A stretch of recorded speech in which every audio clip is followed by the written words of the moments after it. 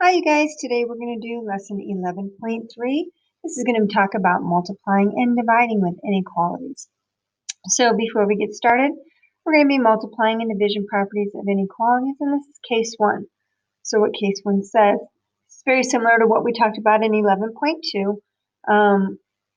When you multiply or divide each side of an inequality by the same positive number, the inequality remains true. So remember, we're talking right now just about a positive number. Remember, multiplication and division are inverse operations. So if I had -4 and I know that's less than 6, if I multiply both sides of the inequality by 2, and that's a positive 2, I get -8 is less than 12, and that's true.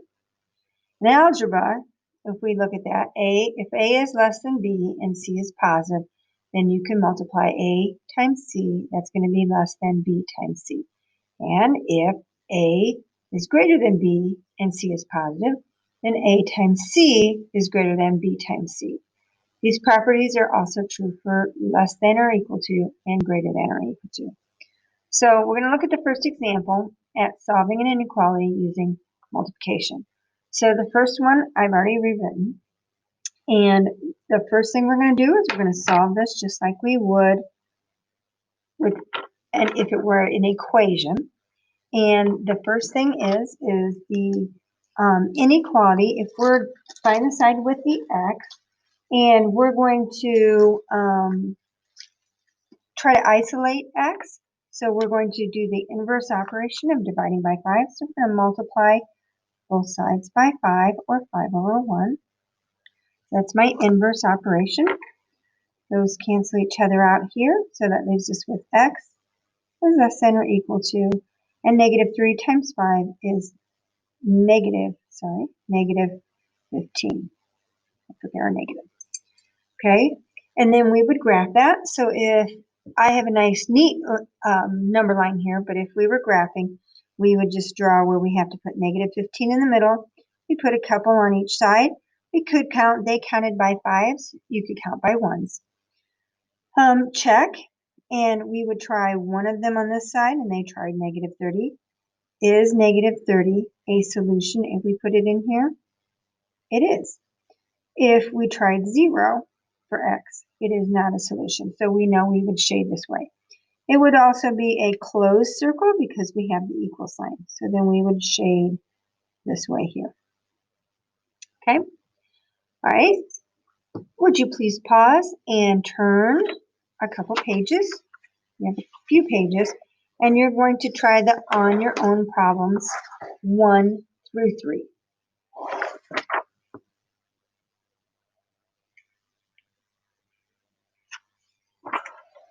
Okay, you should be back. Now we're going to do example 2, solving an inequality using division. So first we're going to write our equation, 6x is greater than -18. So again, just like we did with our other one, we're going to try to isolate x. So we're going to divide both sides by 6. Those cancel out. That we have a remaining of x on the left side is greater than, and -18 divided by 6 is -3. So this means all numbers that are greater than -3 would be a solution. So we're going to put, there's no equal sign there, and it's -3, so we would put an open circle on -3. We're going to try one number on each side. They tried -6. -6 is not a solution because -6 is not greater than -3. If you try 0, 0 is a solution. So since it is a solution, we would shade that in and put our arrow there. Okay, go ahead and pause, and now do on your own 4, 5, and 6. Remember to turn to the other page so you have enough room to work. Okay, now we're back, and the key idea. We have another key idea. this is multiplication and division property, but it is case 2. Okay, so this one's a little different, and this is really, really important, so please make sure that you're listening. When you multiply and divide each side of an inequality by the same negative number, the direction of the inequality symbol must be reversed for the inequality to remain true. So this one right here is really different. We have to really remember this one, and this is the one that most people have a hard time with. So it has a common error note here. A negative sign in an inequality does not necessarily mean you must reverse the inequality symbol. Only reverse the inequality symbol when you multiply or divide both sides by a negative number. So if your inverse operation is a negative, so this is really important. So let's look at what they're saying. If I have negative 4 is less than 6, that's true. Now, if I multiply negative 2 to both sides, negative 2 times negative 4 is a positive 8. Negative 2 times a positive 6 is a negative 12. So let's look at this. 8 is greater than negative 12. But what did you notice about the sign? It started as less than, and we had to reverse that sign in order to make it true. If you don't reverse the sign, then it does not make it true.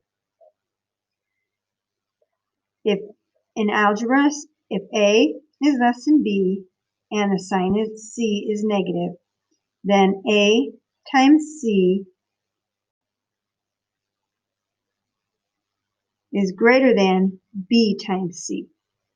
And if A is greater than B and C is a negative, then A times C is less than B times C. These properties are also true for less than or equal to or greater than or equal to. So let's look at some examples of these to see exactly what we're talking about and make sure that you understand. So we're going to look at example 3 first. And for example 3, we're going to start by writing it down. Negative 3 halves n is less than or equal to 6. Okay, so the first thing that we want to do here, so just like we did an equation, find your side with your variable. We're going to isolate the variable, so we want to get rid of this negative 3 halves. So the inverse operation is not to divide by negative 3 halves, but remember, when we divide by a fraction, we multiply by the reciprocal. Many of you did this incorrectly on your test. So we're going to multiply by negative 2/3, multiply by negative 2/3. Those cancel out, and that leaves us with n.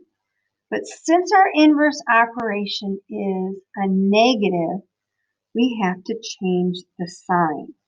Very, very important.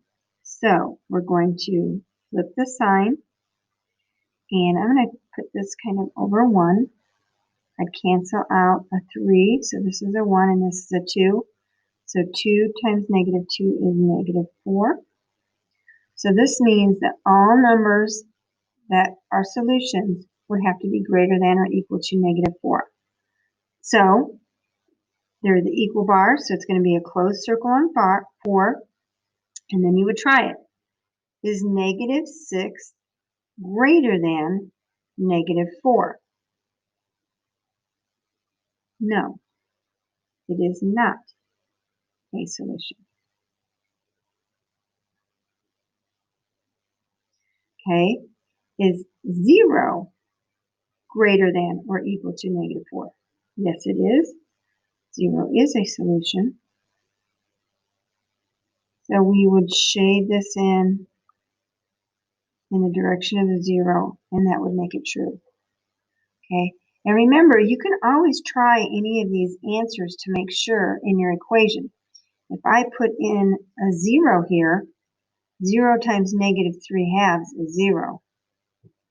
Is 0 less than or equal to 6? Yes, it's true. If you tried one of these, it would not make it true. And you can always do that to check if you're not sure. And in fact, whenever you're multiplying, anytime you have any doubt, go ahead and try one of these numbers up in your original equation to make sure that you are correct. Okay, please pause the video and do your on your own 7 through 10.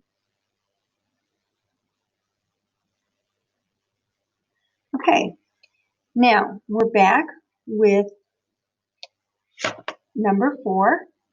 And for number 4, I'm trying to get this under here. All right, we're going to write this negative 3z is greater than negative 4 5/10. So find your side with your variable. It is z. We are multiplying by negative 3. So that means we're going to divide both sides by negative 3. Those cancel each other out. That leaves us with z. Now, since our inverse operation is dividing by a negative, we have to change or flip or reverse, whatever you want to call it, the sign. So we're going to reverse the sign so it goes this way. And negative 4 5/10 divided by negative 3 is 1 5/10. A negative divided by a negative is a positive, so that would be positive 1 5/10. There's no equal bar, so that would be an open circle. And you would test it. Try 0. If I put 0 in there, is 0 less than 1 5/10? Yes, it is. So that would be a solution. If I try 3, is 3 less than? No, it is not. So it's not a solution. So we would shade it this way. And again, if you would take 0 or 3 and put them up into your inequality, you would find that that's true or false, depending on which side you took it from. Okay, go ahead and finish your on your own problems, 11 through 14, on the following pages.